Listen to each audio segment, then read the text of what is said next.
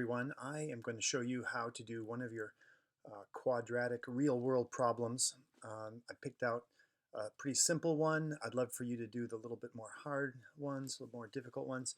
But here we go. It is about automobiles. And the engine has strength. It twists a gear to make the wheels run. That's called torque. The strength of twisting is called torque. You'll learn about that more in physics maybe, often measured in foot-pounds.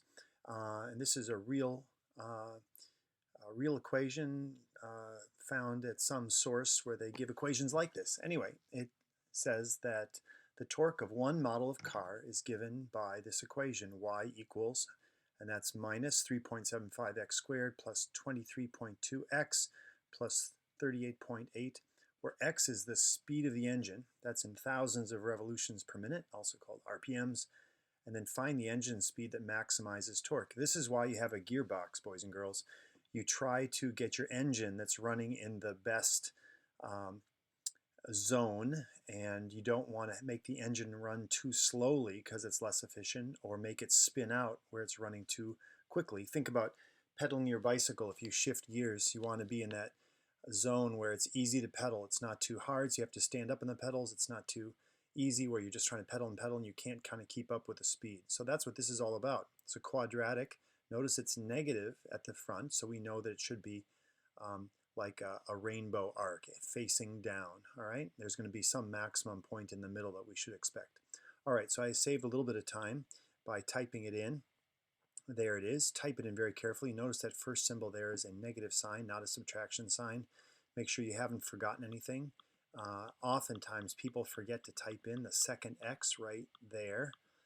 It's just easy to do. You've typed in these things, you've got in one x. I see it skipped a lot of times, so be careful.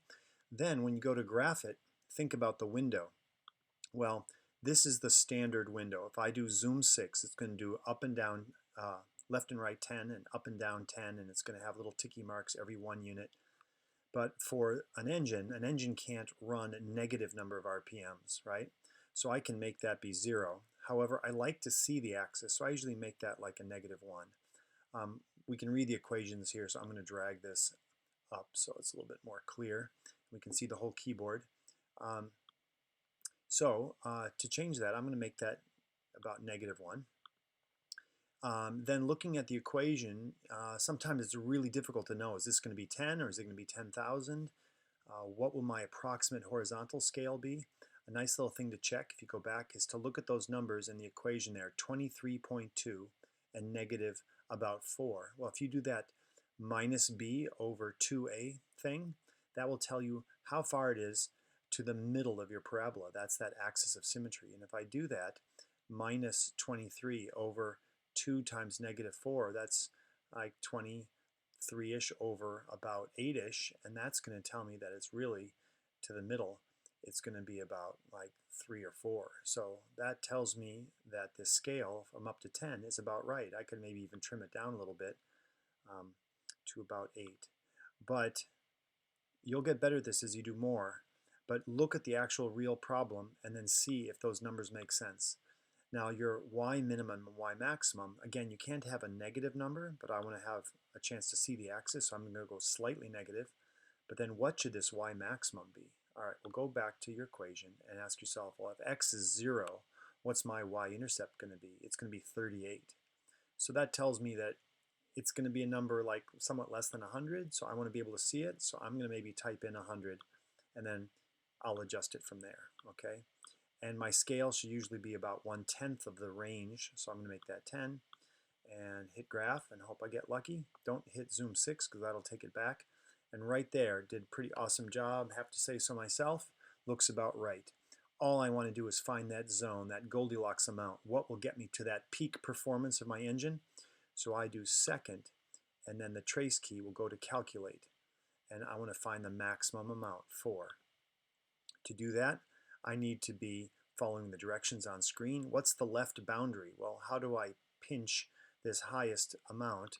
By being to the left of it, so I arrow over to the left of it. I'm definitely to the left of the bump. I hit enter. You're going to see that little pinchy triangle there. Then I'm going to go to the right side of it, make sure I'm well past the highest area, like I am now, hit enter, and then I have to they want me to guess, well, I don't know, I'm going to guess like, I don't know, 3.5. Let's see how close I am. It is 3.09, and the peak performance is 74.8. I forget the units, like 1,000 foot-pounds or whatever of torque. And so I would write that down, that at 3.09 for my x value, I'm going to y value of a maximum of 74.68. There you go, folks. Not too tough.